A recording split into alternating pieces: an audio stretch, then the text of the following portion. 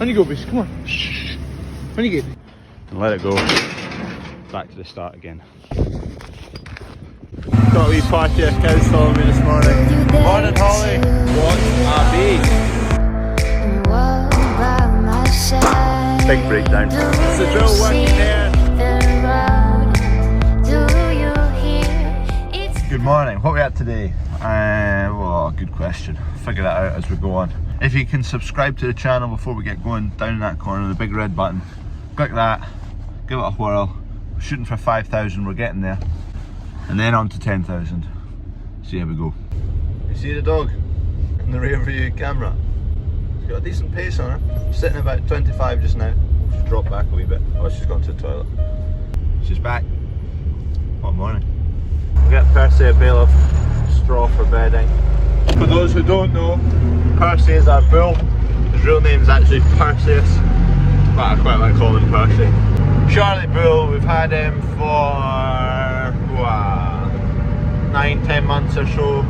He's a year and a bit old. He's getting on to, we're coming in this summertime to his second lot of cows. So we'll put him to about 20, maybe 25. I'll wait to put the forks on because I'm going to make a mess of this bale and burst it open outside the pen. Should have done that from the start.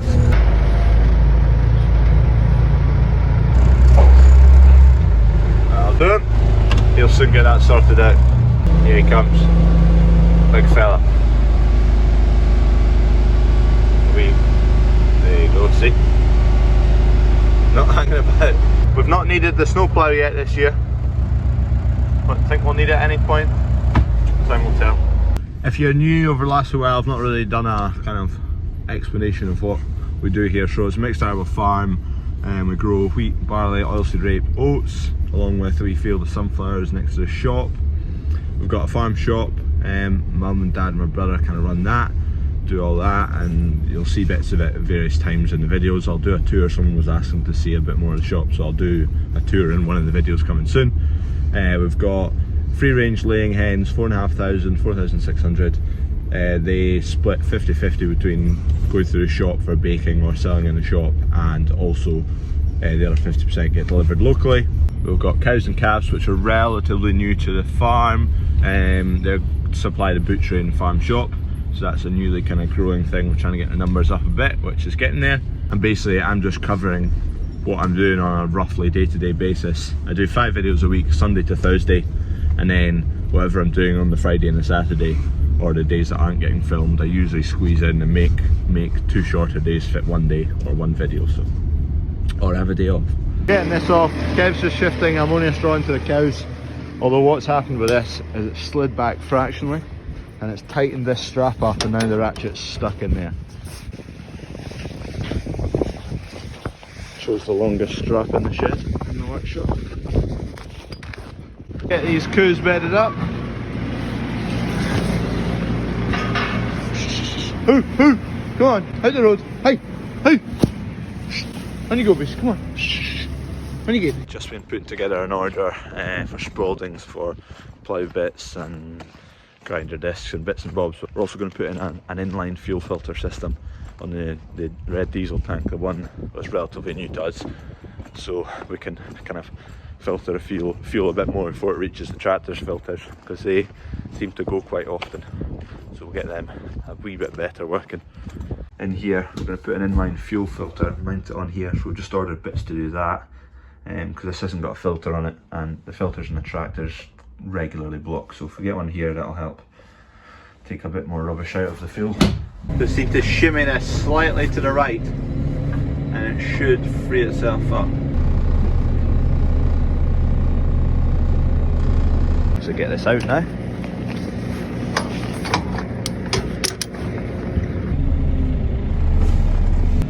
That top panel there, it's got just a slight bow to it, so that's why the rust will have gathered there, because there'll be a pool of water, I think. This is going in here for now. There's the other one behind it. So that'll be able to feed, those two grain feeders will be able to feed all the calves we've got. We're also going to be splitting them across 2 fields between this yard and yard number 2, so we'll need 2 regardless, because they'll be in 2 different places. One more bale of ammonia straw for the far side, the fattening cows. Look at it, blue skies, it's like a cool spring day, cold spring day. There's quite a bit of heat coming off that sun, obviously, but way more than usual at this time of year. In the workshop I was getting quite cold, not doing anything, just ordering bits and bobs and putting part numbers down, but now I'm out in the sun, it's actually getting a bit warmer now, my hands are coming back to life. The vet's coming tomorrow and we want to scan 4 cows that were scanned a while back, not pregnant, and we've been fattening them up, and just to make sure definitely not pregnant before we put them away. They're going to go to slaughterhouse. And then there's one other cow that the vet did scan, which was she put at 28 days, but for a rescan she wasn't too sure, so we'll just get her checked as well. Right, so this system here, we've renewed the springs up there. Couldn't find a big long one, so 2 will have to do to replace this, because it's a bit overstretched, so it's not got the oomph it used to. So it now auto shuts, so if I release that, you can see the springs have taken it to there. It's tricky to do with one hand, but it comes to there. That's the beast locked. When you push the head through it, it closes in a bit, as it has. Make 2 hands. There you go. Then you'll release a hand up, beasts will push through and let it go back to the start again. And again, beasts come in, boom, locked. And you can adjust the size of that gap via these wee adjustment bits there and there, and release that handle, and you can adjust these in and out. Some bolts up there that are worn out. Kev's just getting them off so we can renew them, because it's making the headstock a bit loosey-goosey. So we'll tighten it all up a bit. May as well do it now while it's shiny and in our heads. Well, not shiny, but it's new and it's in our heads. Get the wee things done, the wee niggly bits, and that'll be them done for a while. Getting the goggles, a bit more welding to do.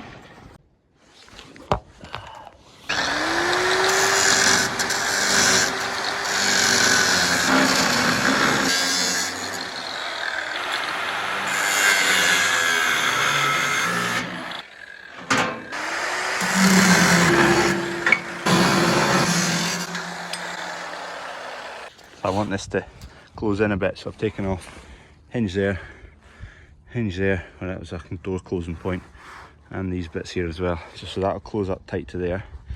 We'll put another loop welded onto this bracket so we can pin this bit and the same down there, and then the same here, because I want this bit to come this side of the post, so this will need to come off and that will need to come off.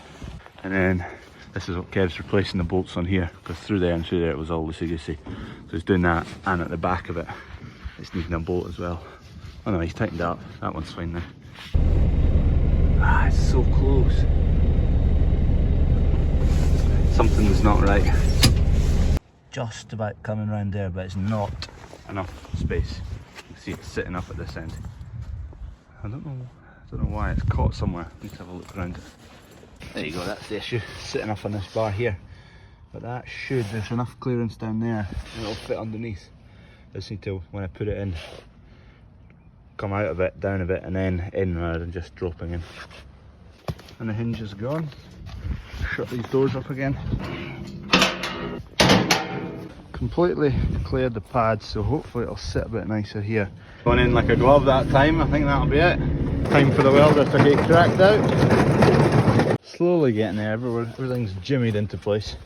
We're just messing around with this handle so that it doesn't interfere with anything, but it's working now. Once you release this up here, pull that back, pull that handle, and then this comes forward. But most of the time the beast will just push against it once you release this handle, so you won't actually need that. That's just if you need to force it open. And then, so that it all stays in position, these hinges are going to line up with, where are they, these bits that are cut off the other end. Just going to weld them there and put a pin through that. The same down here and through that hole as well. It's getting there. Got the welder out, a bit of welding to do here. The front, it's got a bit of a crack, but don't know if I want to get it in the workshop and strip it properly to get in about it more. You can see just in there, crack in there. It'll work fine at the moment, but I might want to get that, take this all off, get it on the workshop bench and properly see to it rather than just kind of butchering it there and making a mediocre job of it.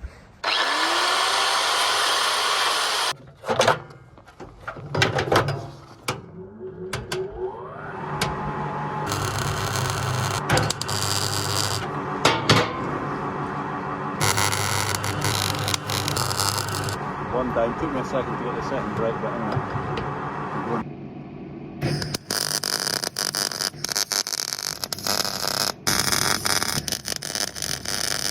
Right, there we go. Not too pretty, but that's where I started. Pretty rough, and then I got the settings figured out, and it got a bit nicer. Anyway, it's not going anywhere. Good old-fashioned agri welds. Set in position. We'll have cows through it tomorrow. We need to scan 5, so we'll get it tested. But it looks well. Getting pens set up because the 2 Highlanders out there, they're heading off soon to the slaughterhouse. But we can't find pins. We're short on pins. There's one there, but there's 4 gates here. Need more than that. Found one, but it's got a snapped head on it. So weld a bit of rebar in there, nice and squint.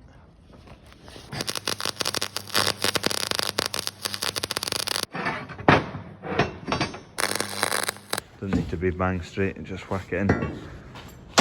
Need to go and find some more though. I'm now on the hunt for plugs, but I had them somewhere. 2 plugs. No idea what these are for. Brother asked for them, something to do with the shop. Oh, need a question of the day today. Not a question in a while. What type of steel is a container made of? And why?